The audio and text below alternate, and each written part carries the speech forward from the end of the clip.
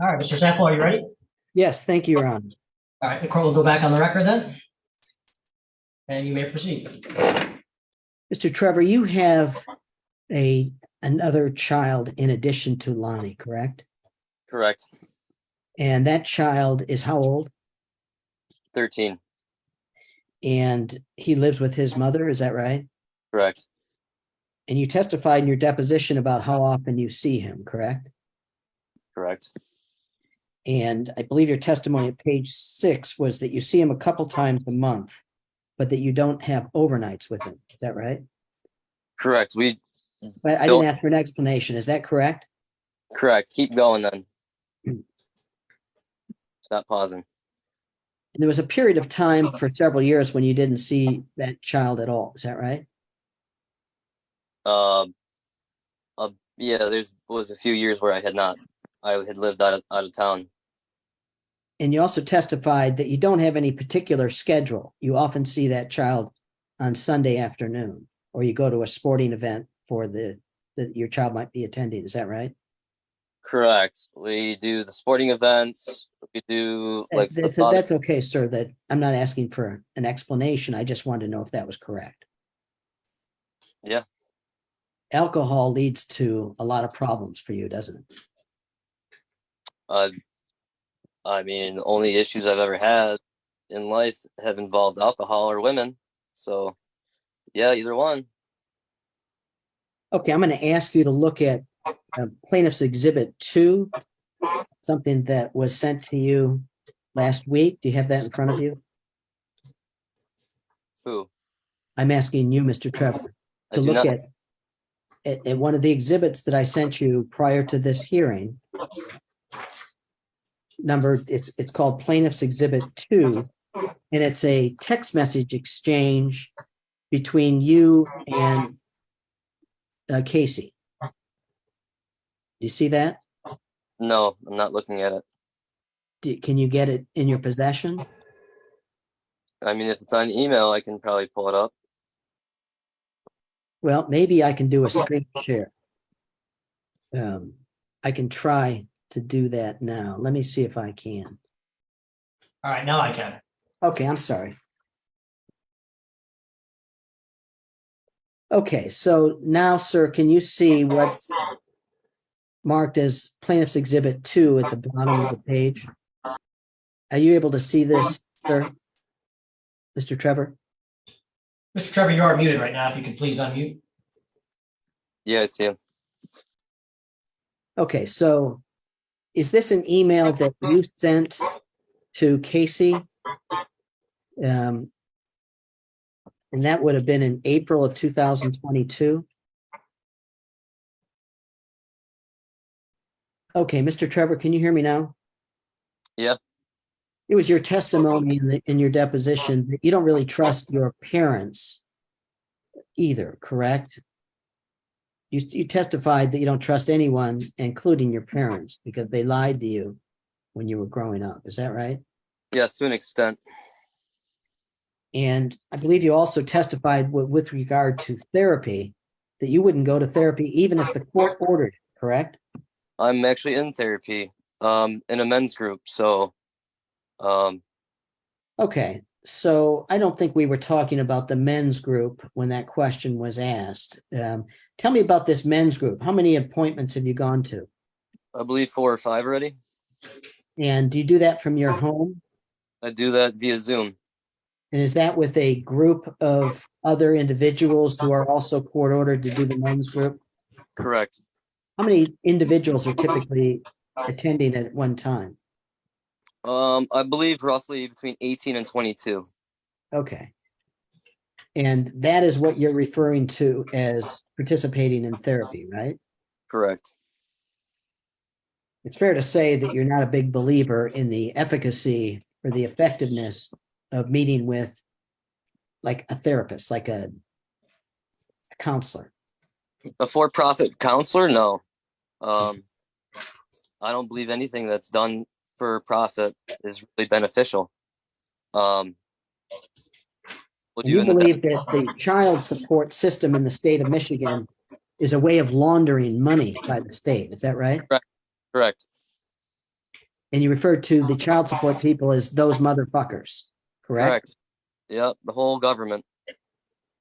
I don't have anything further, Your Honor. Thank you. All right, Mr. Trevor, you have a chance now to provide additional testimony if you want, based on the questions that were asked of you by counsel. I don't even know where to start. I don't know. See, this is why I can't answer questions, because everything that was mentioned, I don't know what order or what was asked, so I cannot come back and rebuke anything that was asked. Okay, so you have no additional testimony? Yeah, I mean, I can keep you here for 5 minutes, but if I got to think of something, I don't know. Okay, so it sounds like you don't have any additional testimony. I do, but I can't think of anything at this time. All right, well, this is your time, so if you want to have any additional testimony based on the questions you just asked, you can do so. You're not required to, but you can. I know, but I can't think of any of the questions that was mentioned, or any of the depositions that were questioned.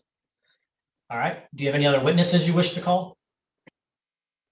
No, because I didn't know that it was on today, so I don't have anything prepared. All right. Thank you. All right, Mr. Sappel, do you wish to call any witnesses? Yes, I would call my client, Casey Atkins. Thank you. Ms. Atkins, if you would please unmute and raise your right hand. Do you solemnly swear or affirm the testimony you're about to give will be the truth, the whole truth, and nothing but the truth? I do. All right, please state your name for the record and spell your last name. Casey Atchison, Atchison. Thank you. Mr. Sappel, you may proceed. Okay. Casey, where do you live? Traverse City. And what do you do for a living? I am a cosmetologist. And where do you work? I am self-employed and rent a chair in Traverse City, Michigan. And how long have you been doing that job? I've been recently at this job for a couple months, but I've been doing hair for about 14 years. Okay. And who do you live with in your home? My husband, Adam Moose, and my daughter, Lonnie Atchison. Okay. And how old is Lonnie? 5. And where does she go to school? Cortate Elementary in Traverse City, Michigan. And did she go to a preschool? Yes, she went to Cortate for preschool as well. Okay.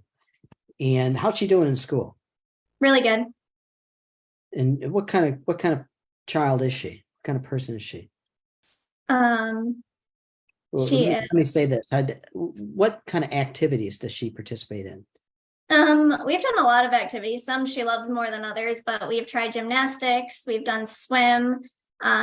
She is in soccer, which she loves and she's so good at. And she's also been in dance. Okay. And who's her doctor? Dr. Traverse City. Okay. And is she healthy? Yes. And there was a testimony earlier from Mr. Trevor about doctor's appointments. Has he ever attended a doctor's appointment? No. Have you tried to prohibit him from attending a doctor's appointment? No. Has he ever gone to her school for any reason to participate? No. Court aid? No. Has he ever asked to go to the school and participate? Have you tried to block him from attending school events or any other activities regarding money? I'm sorry, was that a no? No, sorry. Okay. Okay. What does your husband do for a living? He owns a landscaping company called in Traverse City, Michigan. Okay. And how long have you been married? We've been married. On Monday, it will be a year. And do you own your own home? Yes. And do you believe that you have a permanent, stable environment for Lonnie? I do. Is your relationship with Mr. Moose strong? Yes. Do you have any plans to move out of your present location? No, we do not. Did you recently buy this home? We did. And you read Mr. Trevor's deposition and heard his testimony today. Describe how it is that he talks around you when you meet with him and when you talk to him in terms of use of profanity. I would feel like that's the way that he speaks, profanity and speaking sexually and outrageously is something that is pretty consistent with Joe. It's not something that I see that changes, but if he gets angry, of course, if something tips him off or gets him upset, it will get more aggressive. Does he speak in a profane way in front of Lonnie? Yes. Does he do that regularly? I would say that in my experience, yes, it has been pretty regularly. And how do you feel about him doing that? I don't like it and I tell him to stop. And what's he say to you? Usually no, or he'll laugh about it. At the restaurant in December of 2022, did he yell in Lonnie's face? Yes. And what was he saying to Lonnie about her stepfather? He screamed in her face, "Your stepdad's a fucking bitch," fat, over and over. And she was trying to plead her case against him and say, no, he's not, he's strong. And she was defending her stepfather, and he didn't like that. Did Lonnie make a comment to Mr. Trevor about your husband being strong or stronger or something like that? She said that he was strong. Lonnie and my husband, we all will work out together and lift weights. My husband's pretty active in the gym. So Lonnie was trying to tell her dad about the weights that she'd been lifting and how she'd been working out with Adam, and he was strong. And how did Mr. Trevor respond to that? Very poorly. He started screaming in her face. And did that upset her? Yes. Was he drinking? Was Mr. Trevor drinking at the time? He was. Did the waitress have to cut him off? Yes, because they only will serve a 3 limit of that particular beer. It's the strongest beer in the restaurant. Was he making a scene in the restaurant? Yes. And what did he call the waitress? And when it came down to time to tip and pay the bill, what did he write on the bill? You can right off. Say it again. You can right off. Okay. And then when you left the restaurant, what happened in the outside? I put Lonnie in her car seat and I got out of the doorway so he could say goodbye to her. And I walked around the car. I got in the driver's seat while he was continuing to say goodbye to Lonnie, standing outside of the vehicle. And he had asked if we would go to the store with him. And I told him that I did not want to go to the store with him and that it was time for us to go home. He got upset. He asked why. And I told him it was because of the way he had been acting, and I didn't want him acting that way with Lonnie around. And the visit was done. He then tried to ask Lonnie, or I guess tell Lonnie, see, your mom doesn't even want you to go with me. She won't let me get you Christmas presents. And Lonnie said, I want to go home. I don't want to go with you. And then we had other conversation about custody and how he hasn't been able to see her. And I don't exactly remember the full conversation, but I do remember at the end of that conversation, I had said to Joey, I don't want you acting like this way around her. If you continue to act this way, she's not going to want to be around you. You're scaring her. She looks scared. And he said, you think I give a f***? I don't f***ing care about Lonnie. And at that point. Did he say that in front of Lonnie? Yes. And then what happened? And then I asked him to get out of my vehicle after he had said that. He said no. And I said, Joey, I want you to get out of my vehicle right now, or else I'm going to call the cops. He said, call the cops. I'll wait right here. So I went to turn to grab my phone, which was sitting in my lap. And I went to open the phone to call the cops. And I had noticed him flying past Lonnie over top her in her car seat at me. He had smashed my head into the window and he was clawing at my hands, trying to get my phone from my hands. Lonnie was hitting him in the back, and I just kept hearing her say over and over, stop hitting my mommy, leave my mommy alone, get off my mommy. He finally retrieved the phone from my hands after I screamed help numerous times to try to get somebody's attention. He grabbed the phone from my hand. He removed himself out of my vehicle, still standing in her open doorway. He smashed my phone on the ground. He picked up my phone. He chucked it past our daughter in the car seat with broken glass falling out of it at me in the front seat. And then he had slammed the door of her, where her car seat was in the back seat. He slammed the door and I locked the doors and I drove straight to the police station. Okay. I imagine that was a traumatic event for you. Yes, And as a result of that incident, did you obtain a personal protection order against him? I did. Are you afraid of him? Yes. Does he treat you in a sort of a sexualized way during these exchanges with Lonnie? When we were doing exchanges, yes. What are some of the things he did? I feel like every time that we did an exchange, I feel like it probably was less times that he didn't do it, would make comments about my butt or my boobs, and he would grab my boobs, he would grab my butt. I remember one time very clearly, he had smacked my ass and I said, don't touch me. And he smacked my ass again. And Lonnie was, I want to say 3 years old at this time. And she had said, don't touch my mom like that. I remember one time I was dropping Lonnie off and she was sad to see me go. And he had said to her, your mom doesn't want to be here. She wants to go get, or your mom doesn't want you. She wants to go get dick down. To go get dicked down? Yes. Does that mean have intercourse or something? I would assume so. And he said that in front of Lonnie? Yes. Did he say that to Lonnie? Yes.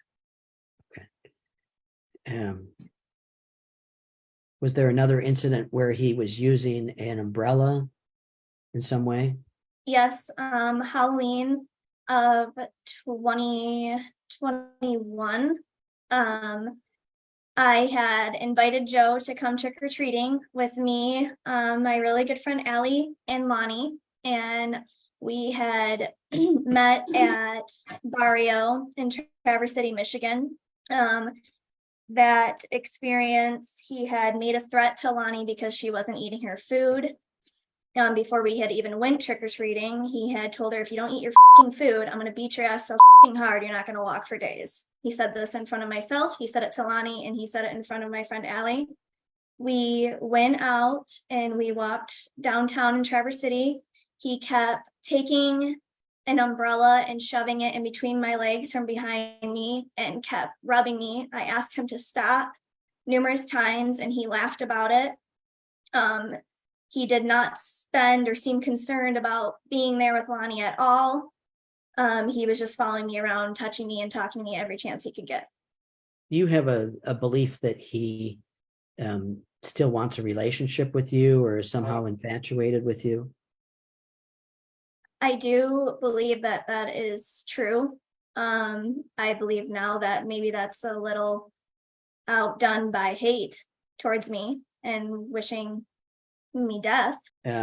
He testified about punching a TV in Florida in a car with his parents. What was your experience regarding that incident? So I had tried to plan a trip around the time that his parents would be in Florida so he could come down there and we would be there at the same time, so we both would get a spring break vacation with Lonnie.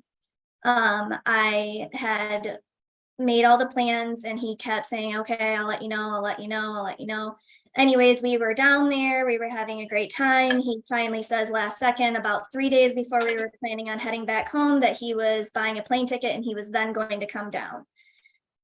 He asked if he could come get her. I said, there's not enough time now because you waited too long and didn't plan accordingly. But would you like to meet us at the aquarium in Tampa? He agreed that him and his parents would meet us at the aquarium. Throughout the day, he was texting me. I feel like the day started with him being excited to come to the aquarium and see me and see Lonnie. And somewhere along the way, I think his parents had gotten lost or misunderstood directions. Joe was texting me about how upset he was and using very foul language. He stated to me in those texts that he punched the TV and broke it because they wouldn't listen to him. He claimed that his mother tried jumping out of the moving vehicle because it had gotten so chaotic in the car. When he finally did get to the aquarium, he was about, I want to say maybe an hour late from the time we started. He was upset because I was in the bathroom with Lonnie and he could not find me. And I wasn't answering the phone because I was helping our daughter go to the bathroom. Finally, he found me and just started screaming in my face instantly while I was holding Lonnie because he couldn't find me. And I guess he just felt that he would take his frustrations out on me because of his day gone wrong.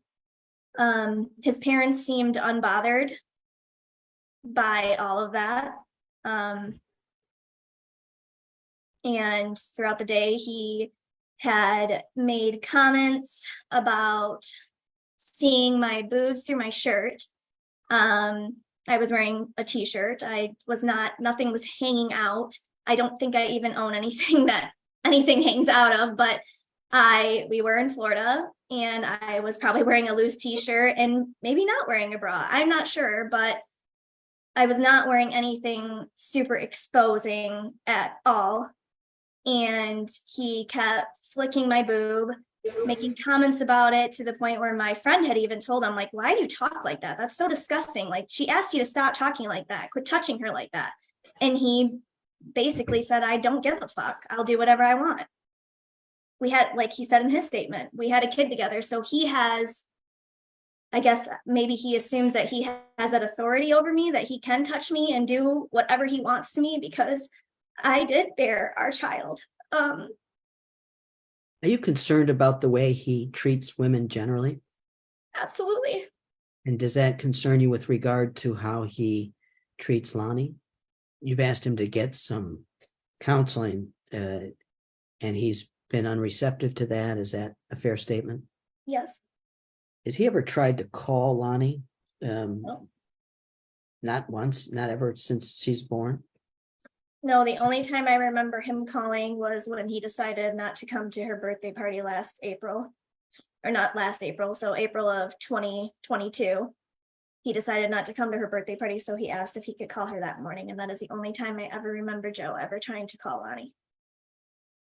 So he doesn't call to say good night, I love you, or anything like that. He just doesn't do that. No. How about gifts or cards? Does he ever send her cards to your home? He's never sent a gift or a card to our home. Has he been consistently late on child support? Yes. Did he provide any financial support to you with child care expenses? No. Did he provide any prenatal financial support to you prior to Lonnie's birth? No. Was there a period of time, I guess it was about a year ago, where he was asking how he could sign off on his rights? Yes.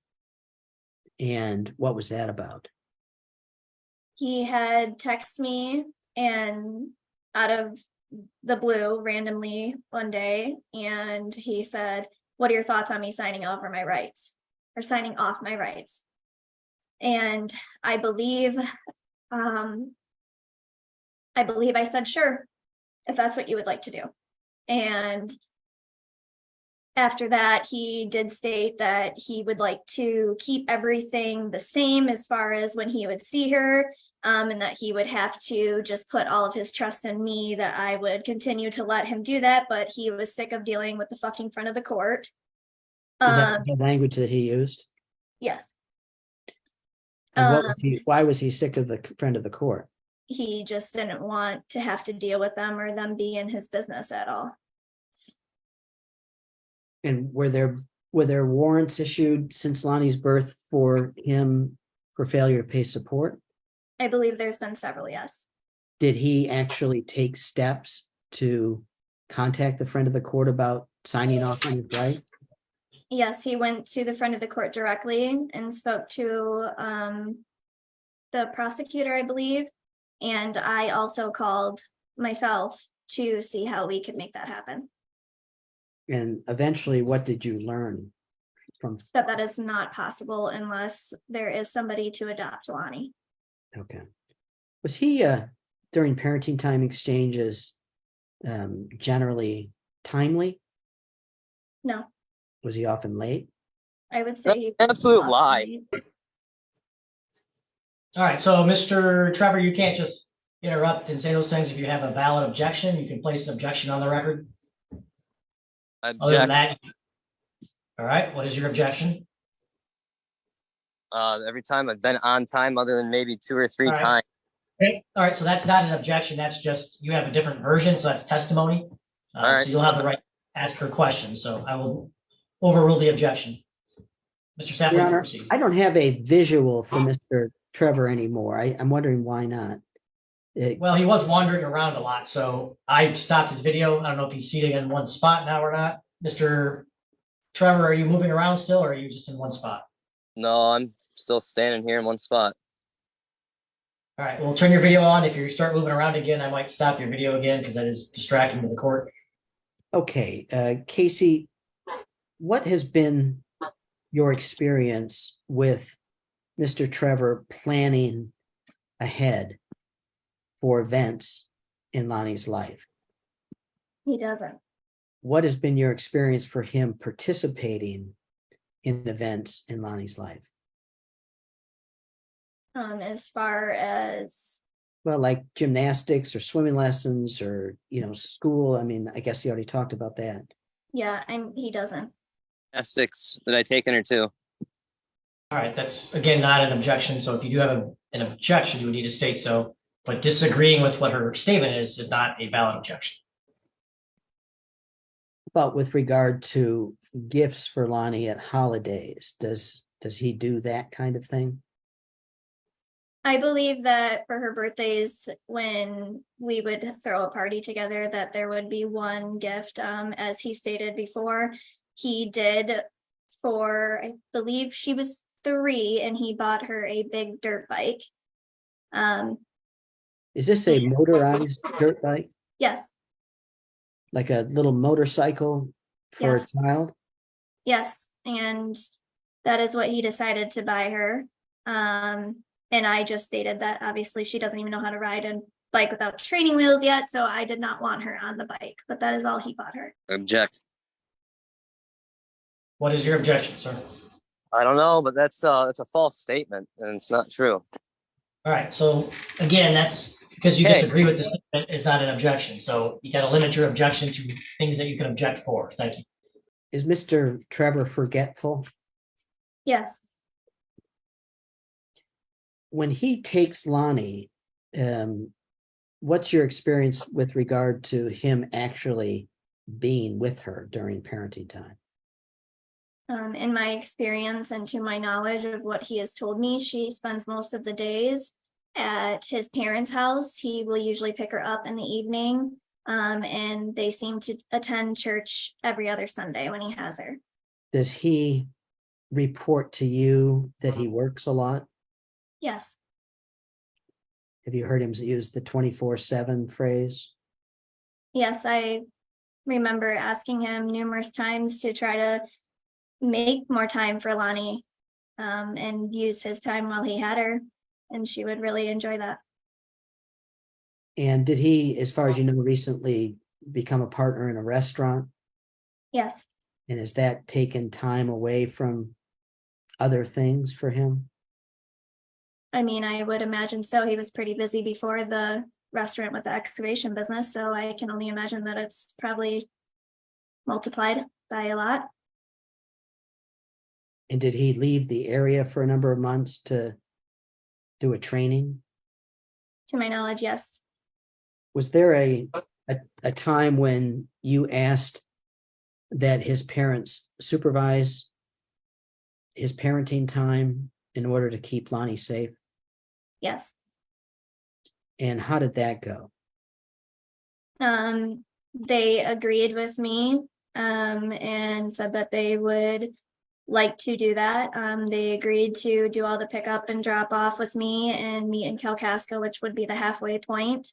That seemed to be going fairly well. And then he would text me and basically tell me that he was alone with her a couple times, and for a couple every other weekends in a row, I let it slide because it wasn't overnights and it only seemed to be a short period of time. And the last time he had texted me and he said, Lonnie's staying at my house. She wants to go to church with me in the morning. I had said, that is not in the agreement. Your parents told me that that's not going to happen until you get some help and you are safe and healthy to be around Lonnie. He said, well, I think he had basically stated that it wouldn't work if she stayed at his parents' house, which is right down the road, because he wouldn't have enough time to get her ready in the morning to go to church. And I remember vaguely that I had probably said back to him that, you know, she better not come back saying any crazy things again coming from your house. And anyways, throughout the night, he had texted me again and apparently decided that she was staying, whether I wanted that to happen or not. And it was approximately 9 o'clock in the evening, and he had texted me that he was crying into a pillow as quiet as possibly so Lonnie did not hear him crying because What were you crying about? because I had left 5 years ago. Oh, okay. So this is him saying that he still loves you or something like that. He still has this interest. Yes. Was he a pot grower at one time? Yes. And did you smell the marijuana on Lonnie when she came back from his house? Every time. Is he still doing it now? I'm not sure. Casey, do you recall Mr. Trevor saying that in terms of disciplining Lonnie, that he doesn't believe timeout actually works? I don't remember that we really have talked about timeout. Okay. In terms of your relationship with Lonnie, would you describe it as a loving relationship? I would. Is it affectionate? Yes. And what do you do to sort of guide her in her education? Well, we do lots of things together. We read every night before bed. If she allots me enough time before the 8 a.m. curfew, or 8 p.m. curfew, I'll read it to her and I'll have her read it back to me. She just completed reading her first 2 books on her own, which was super exciting. My husband does a lot of math with her. They have fun with that. I particularly am not a big fan of math, but I will join in for the amusement of it. We do lots of arts and crafts weekly. She loves to paint. She loves to color and draw. We do a lot of outdoor stuff. The house that we just purchased has a lot of acreage, so we've been into planting things and learning about that. I would say that majority of our time together is learning new things and making it fun. And as far as religion, do you take her to church services occasionally? We do. How often do you go? I would say at least 2 times a month, maybe if not more, or less. And it's my understanding that Mr. Trevor also takes her to church. Is that right? He does. And I believe his deposition testimony was that he got inspired to take her to church because of your example that you had set for him. Do you recall that? I believe he was away from church for a long time. And I wanted to start going, and I had asked him to come with me, and yes, he did join me. And he did take a little bit of a break, but I think that he just didn't find the church that he loved yet. And after we had broken up and Lonnie was born, he did indeed find a church that he seemed to like very much. As far as is caring for the basic needs of Lonnie for food, clothing, shelter, that sort of thing, are you able to do that adequately on your income? Yes. And do you and your husband combine your incomes in order to support the household? Yes.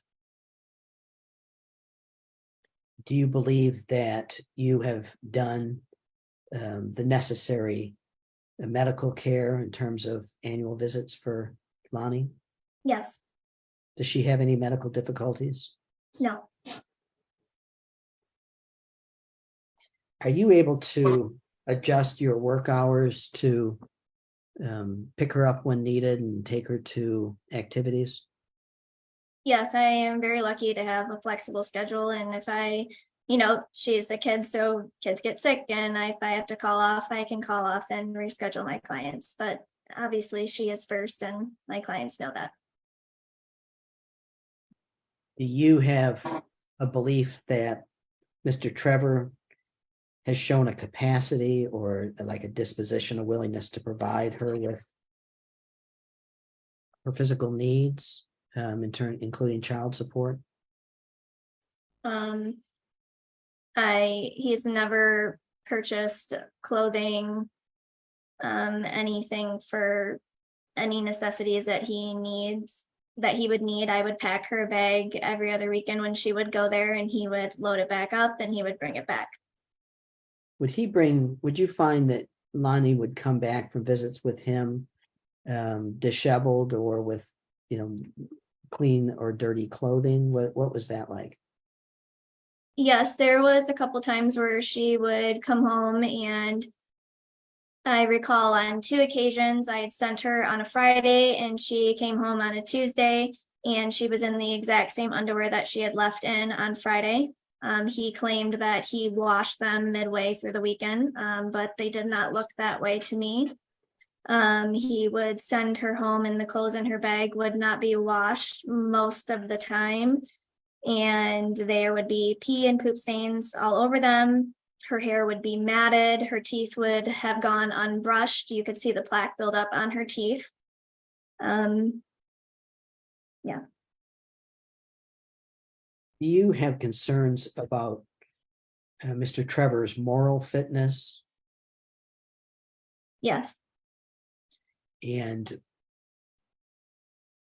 you testified earlier about the domestic violence incident and his use of profanity. Are there other concerns you have about his moral fitness to parent Lonnie? I think that there is great concern with his view on women. I feel like that is a very important one, because she's a little girl right now, but she will grow up to be a young woman one day. And his view on women and the way that he speaks of them, I think it could really hurt Lonnie in the long run, if he were to accidentally slip and say those things to her. I think that the way that he talks to kids in general, the way he talks and has threatened her about hitting her, I don't think that that is appropriate. I think that the way that he is on a day-to-day basis with how he talks, his view of women, of really anybody, and his respect for anybody for that matter, is very concerning. Especially for Lonnie to be around, the fact that he is not able to control himself in a manner of not acting out or hurting somebody or screaming at them or calling them names. The fact that he can't control himself to do those things, it is very scary to have Lonnie be alone with him. And you don't know if something is going to set him off. As Obviously, far as his mental health, does he, I mean, he described himself earlier as, he says he hates himself. Do you have concerns about his mental health? yes. You're not a doctor. Are you aware of any diagnosis that he has? He has expressed to me that maybe he had autism. His father on phone conversation had told me that Joey was basically Jekyll and Mr. Hyde. He also claimed that Joey had some autism. And his dad had said multiple personality disorder. But none of these are diagnosed by doctors. I'm also not a doctor, and I can't make those calls or judgments.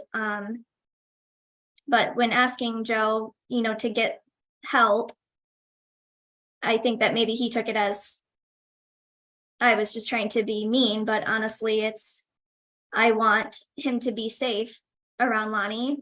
I want him and Lonnie to have a healthy relationship. And when he is acting in these most outrageous ways, that's not going to be healthy for Lonnie.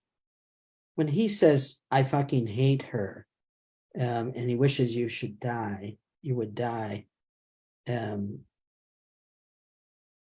you have concerns about his overall willingness to sort of encourage a relationship between you and Lonnie? Yes.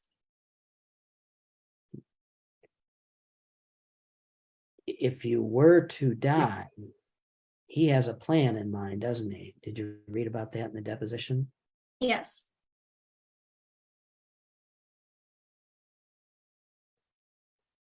He testified that it would be cool, quote unquote, cool, if you died of natural causes and then he could sleep at night. And what kind of concerns did those comments cause you to have?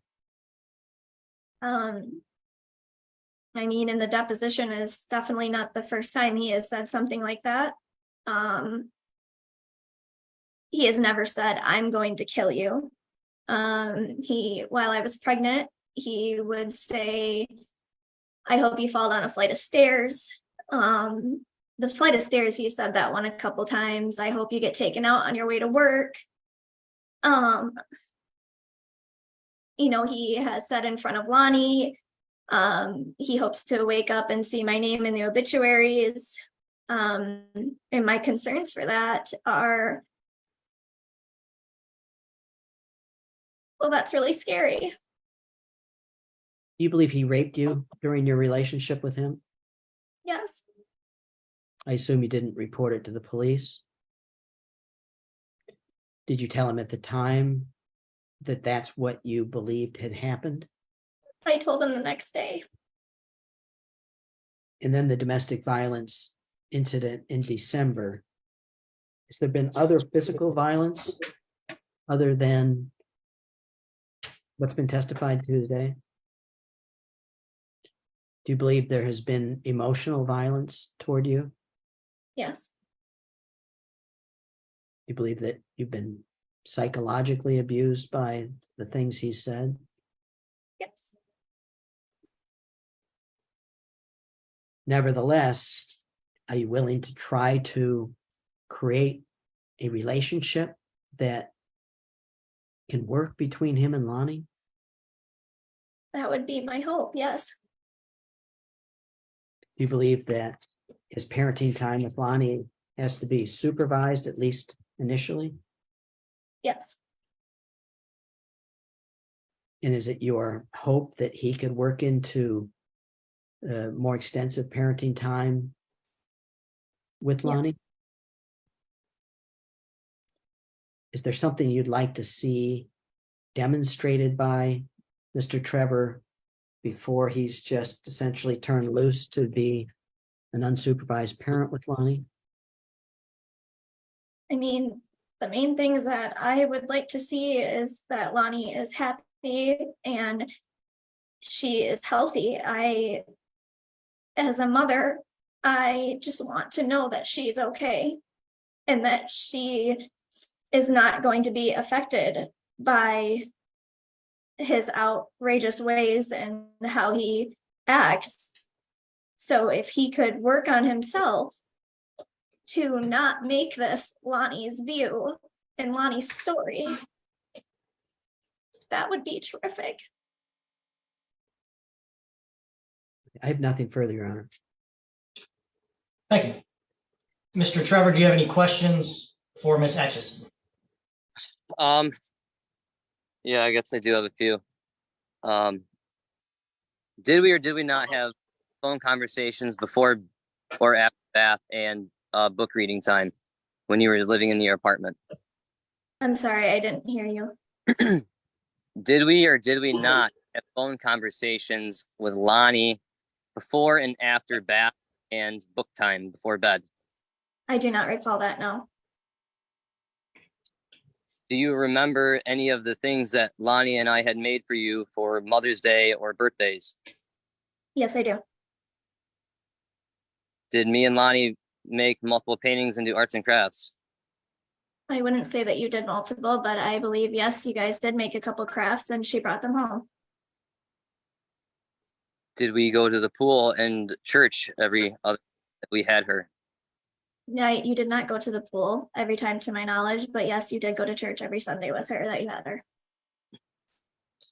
Did I not the majority of the time wash, fold, and repack her clothes to the pictures that you used to send me, other than maybe missing a pair of sweatpants or pair of socks or You jacket, never- a jacket? I do not remember you ever washing her clothes. Do you ever remember having an argument about the chair my family had purchased Lonnie for her first birthday that had to stay with you because it was a gift for Lonnie and there had become a big issue over what was purchased for her? I do remember the chair, and I do remember that your mom was upset that the chair was going to come to our house. Do you remember making a statement saying that the clothes that were given to Lonnie were to go with her to Traverse City and that we were not to split them up between us? That the clothes that were there for her from the birthdays was her clothes and was to purchase her own clothes for my house? I do not recall that, no. Okay. All right. I guess that's about it. That's all I have. All right, thank you. Any redirect, Mr. Sappel? No, Your Honor. And any additional witnesses? No, Your Honor. Thank you. So, Mr. Trevor, you do have the opportunity for some rebuttal testimony. I will give you that opportunity. So if based on the testimony of Ms. Atchison that was presented, if you have any rebuttal testimony, this would be the time that you could provide it. Remember that you do remain under oath. Do you have any additional testimony you want to make, sir? Yeah, a few of the things, like report with Casey. I know this is minute, but when she her apartment, did supply her with an air conditioning. No air conditioning in that Your Honor, apartment. the audio broke up there, and I didn't hear it. Okay. Can you repeat that, Mr. Trevor? Yeah. In regards to, I guess, like monetary items, when Casey did move into her apartment in Traverse City, I buy her with a portable air conditioning unit for the apartment because I thought that it was too warm for my daughter. And I also installed and purchased a ceiling fan light combination, and did that as well for them. So that's one thing. I guess I don't have anything else. I can't think of anything. I just wanted to get this over with.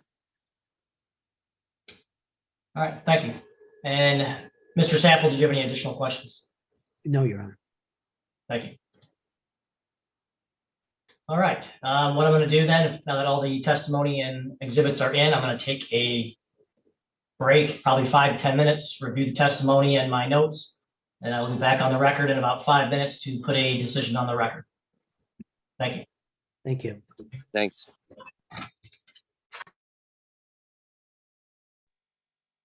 Can't hear anything. I couldn't read that. Okay, court is back on the record in the Atchison versus Trevor matter. One thing I realized is I did not give the parties a final chance to make a closing argument or indicate in particular what type of arrangement they're seeking, if any. So, Mr. Trevor, as the moving party, I will start with you first. Is there any closing statement you want to make that would indicate exactly what it is you're asking this court to change or do? I'm just trying to get back to the parenting time that I had with Lonnie before we had a big disagreement, and I try to be the best at it I can. I know that some situations may not sound like it.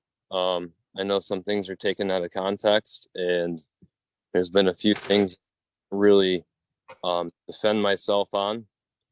But I just put this in your and God's hands, and just pray that I get to spend quality time with my daughter again. It's been over a year, basically, since I really had to have her, for 3 to 5 days a week, because we did work it up to almost the 5 days. And, but yeah, that's it. All right, thank you. Mr. Saffel, any closing argument you want to make? Just briefly, Your Honor, there was never parenting time that was 5 days. There was a period of time where there were 4 overnights every other week. But I think the evidence in this case is abundant, Your Honor, that there's one grown-up in the room, so to speak, and that is Casey. She's the one that's done everything for this child. She's the planner. She's the responsible one. And Mr. Trevor has got serious deficits. It doesn't mean he doesn't love his child. He does. It doesn't mean he can't be an adequate father. He might be able to be that person, but it's going to take a lot of work. And his deposition testimony and his testimony today makes it so clear that he has virtually no barometer about what he says and does. He realizes that. Around this child in public settings, he's shown himself to be, to be violent, to be crude, and really makes it very difficult, in my view, to see the child having any real safety around him with this kind of conduct and behavior. It's about the most outrageous behavior, at least admitted behavior through his deposition testimony that I've ever seen. He just simply can't control his temper, his use of his language, and he has an awfully difficult time looking out for the best interests of this child. And for that reason, for those reasons, really, we'd ask the court to fashion a parenting time remedy that gets him the help that he needs and allows him to work into a normal, more full parenting relationship, provided he can demonstrate that he doesn't present a risk to the child. We can avoid the kind of interactions between him and my client by fashioning third-party exchanges. But he gropes her virtually every time they're together. It's just an outrageous set of circumstances that no person should have to tolerate. But again, we can avoid the contact between the two of them. I suppose joint custody is really, this doesn't sound like a joint custody case. It is not. But they could use the family wizard to communicate. And the court, I'm sure, is very well familiar with things that can be done to sort of lessen the contact and the need to coordinate between the two of them. But ultimately, you know, ultimately he has to get better before he can be an adequate parent and have unsupervised parenting time. Child support also is something that probably needs to be reviewed. It never has been. And so we would ask that that be done. His income, you know, I mean, that's going to be a tough issue. You know, he goes in his deposition from basically claiming to be a wealthy guy that, you know, is making all this money to someone who has no money at all. So we'd ask that, you know, they communicate using our family wizard, that a third party facilitate exchanges, that he not have overnight parenting time at this point, and that, you know, whatever other measures this court feels are appropriate under these circumstances, we very much appreciate. Thank you. Thank you. All right, so in this matter, we're here today based on defendant's motion regarding parenting time, indicating he wants to set a specific schedule. The first order in this case, which has not been amended as of yet, was from 2018 that granted parenting time as the parties agreed. First thing the court has to do is look to see if there is proper cause or a change of circumstances that warrants revisiting the custody arrangement. I think in this matter, there is proper cause and a change of circumstances. Certainly, the parenting time has not been happening since December. The reason it's not happening is a domestic violence incident between the parties, with Mr. Trevor being convicted for that. That happened in front of the child also. There was plenty of testimony, I think, that rises to the level of proper cause or change of circumstances in this matter. The court then looks to what is the established custodial environment.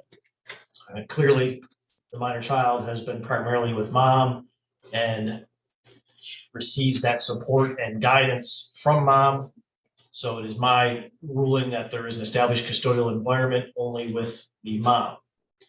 Dad is not seeking to change the established custodial environment, however, just seeking to have some type of specific parenting time. I will review each of the best interest factors in this matter when deciding what changes, if any, should be made. I'll go through the factors individually right now. First factor is the love, affection, and emotional ties that exist between the parties involved and the child. Now, this factor doesn't look at the history. It looks at what exists currently as far as the love, affection, and emotional tie between the parties involved and the child. The testimony in this case is dad has not had parenting time since December of 2022, and in 2022 did not have regular parenting time either. Dad has been separated from the child now for almost 8 months or around 8 months. And again, as indicated, there was some lesser contact throughout the last part of 2022 also. At this point, it's hard to see what the existing tie is between dad and the child. Certainly there was an existing tie when they were having their parenting time together, but that has been severed at this point. So I would find this factor favors the mother. She did testify regarding her relationship with the minor child, which is ongoing as she has been the sole parent since December 2022. So the first factor favors the mother. The next factor is the capacity and disposition of the parties involved to give the child love, affection, and guidance, and to continue the education and raising of the child in his or her religion or creed. Dad didn't provide a whole lot of testimony regarding his relationship with the child. He testified as to what he wanted as far as parenting time. Testified regarding some of his concerns with the system, some of his concerns with Miss Atchison. He did talk about taking her to church, however, as well as a tornado cleanup. Mom testified regarding how she provides for the minor child in this area. This focuses on the capacity and the disposition. So the ability as well as the parent actually providing it.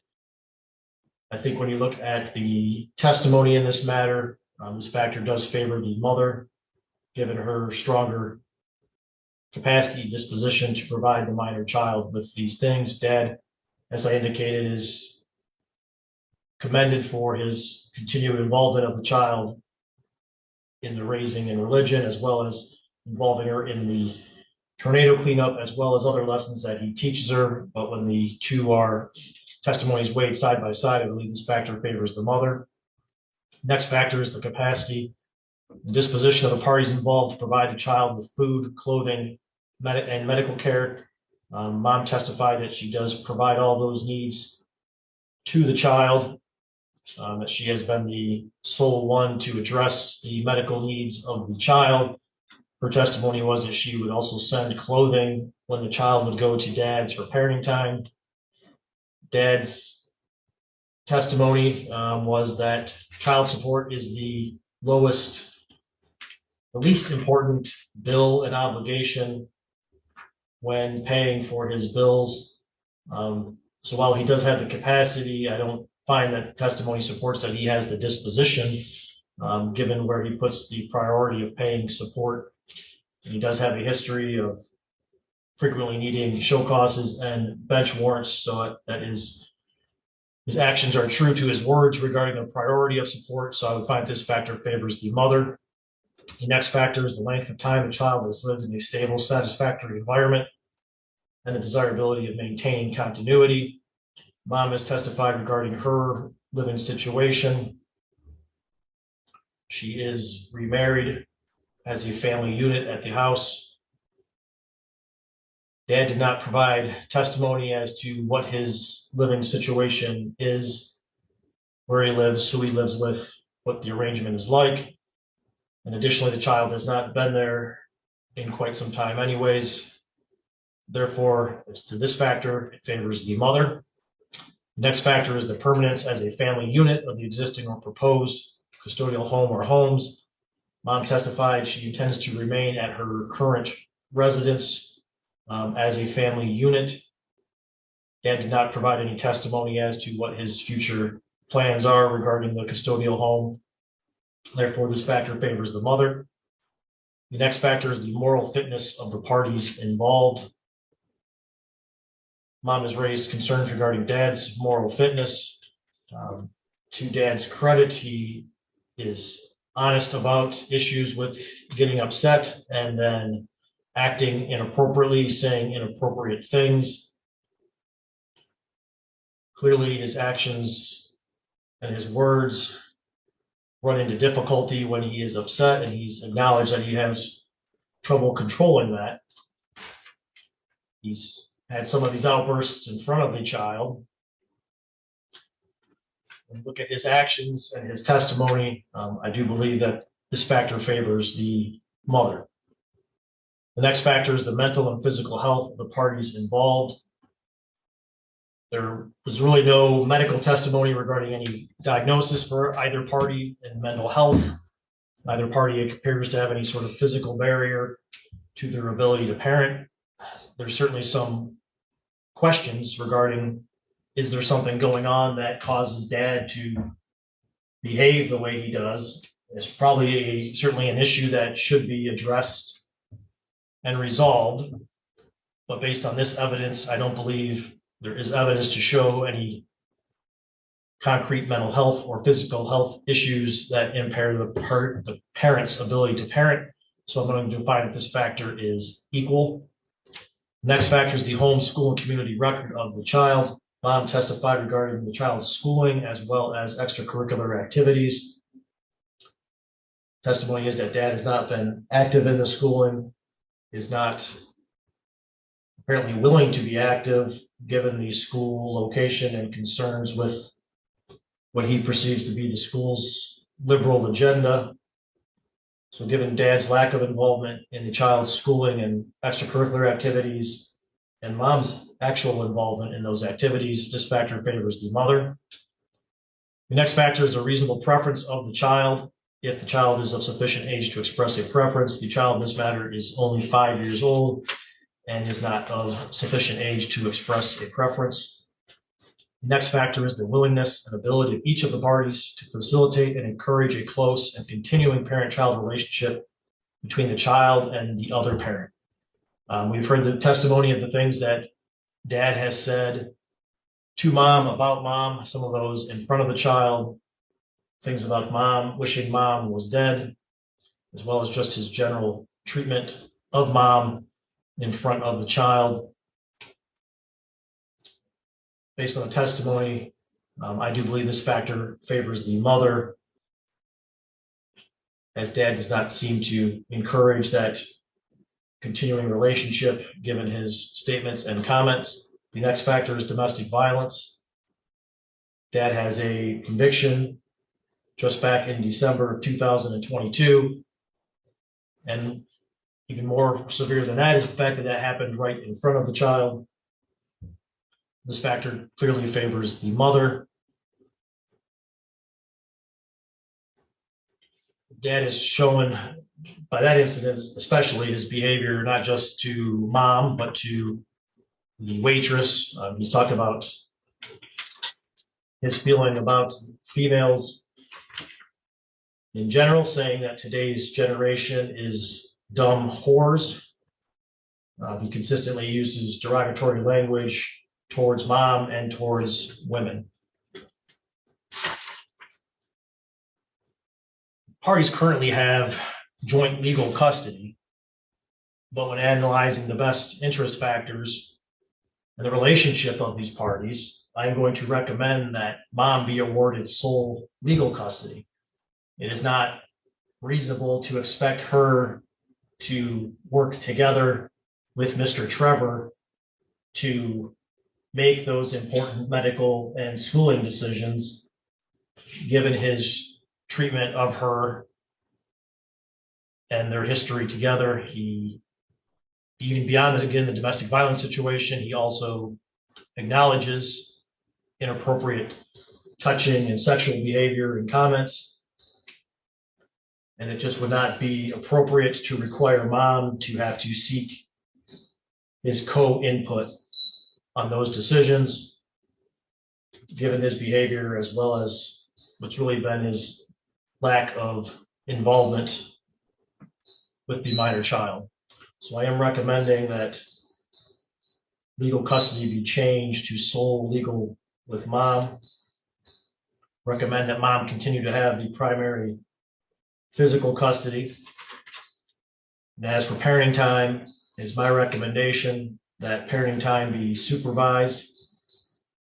And I'm recommending supervision at Safe Haven.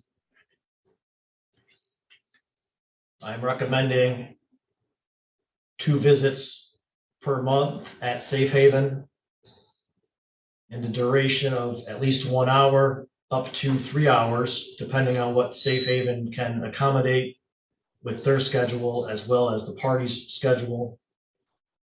The parents are to contact Safe Haven and perform the intake.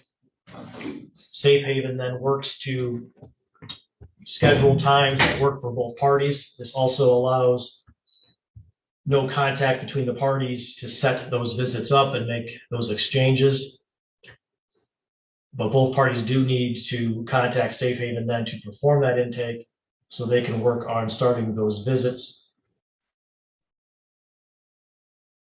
There still is a PPO in place, so there is no contact at this time between the parties. But it is my recommendation that once the parties are allowed to have contact, that their contact be solely through our family wizard. I'm also going to recommend that a new child support recommendation be prepared. The parties must submit their financial information to the front of the court within 21 days. And also that the child support would indicate 0 overnights for dad. I'm not going to order any sort of specific wean off of supervised visits plan. I think the burden is going to be on dad to exercise his visits, show that he can exercise his visits appropriately, and show that he is making necessary changes to move away from supervised visits and into a different level of parenting time. I think clearly there's a roadmap of how that can be done. I'm not going to order counseling for dad, but that certainly is going to be something that if a change in parenting time is requested, the court would take a good long consideration of whether or not that has happened, as well as a report that his probation is completed successfully, that he was an active participant in his men's group. So there are certainly ways to make changes down the road, but at this time, given the evidence before the court, I don't believe anything else is appropriate other than the visits at Safe Haven at this time. Mr. Saffold, do you have any question regarding the court's recommendation? No, Your Honor. No. Thank you. Mr. Trevor, do you have any questions? Yeah, is this appealable?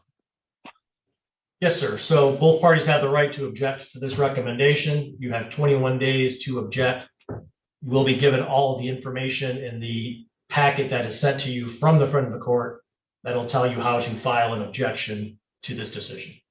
Okay. All right, thank you. If there's nothing additional then, the court will go off the record. Thank you to everyone for appearing today. Thank you, Your Honor.